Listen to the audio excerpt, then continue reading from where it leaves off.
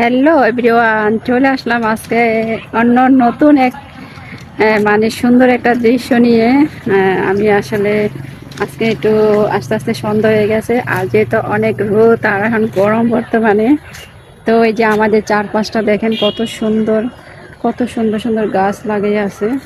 এগুলা সম্ভবত আপনার মনে হয় আলু ক্ষেত, আলু নাকি কি, মানে দেখেন আপনারা বলতে পারেন কিনা, আমি বলতে পারতাছি না আসলে।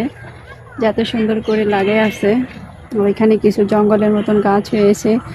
আর এই মাঠটা হলো একদম সুন্দরভাবে ধোলা, মানে একদম মানে যাকে বলে পরিষ্কার করে মনে হয় কিছু ধান বা কিছু লাগাবে ওরকম। আর দেখেন সুন্দর করে দুইটা কুকুর কিভাবে রেস্ট করতেছে ওনারা, দেখেন, দেখছেন? মানে আসলে মানুষ হইলে যে কি হইতো, আসলে এগুলা তো কুকুর, তাই। তো জায়গাটা অনেক সুন্দর।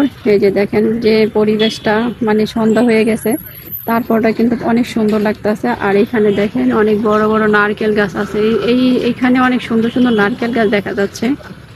আর এই পাশটাতে দেখালে তো দেখবেন কত সুন্দরভাবে এই যে একটা গাছ হয়ে আছে এরকম সুন্দর, মনে হচ্ছে ছাতা। আসলে এই গাছটা দেখে আমার অনেক ভালো লাগতেছে, একটু কাছে যাচ্ছি গাছটা। এই যে কত সুন্দর না, এই যে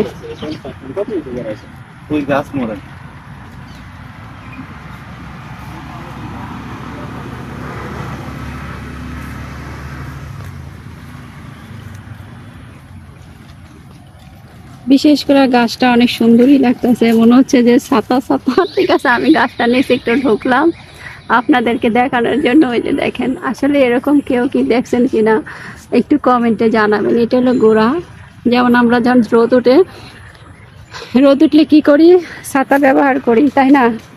জাস্ট এইটা একদম ছাতার মতন, এটা একটা ছোট ছোট। এই যে এখানে মানে প্রায় এগুলো গাছ, মানে ভালোই লাগতেছে, তাই আর কি ভিডিওটা বানাচ্ছি। এই যে দেখেন, যাই হোক অনেক সুন্দর পরিবেশটা।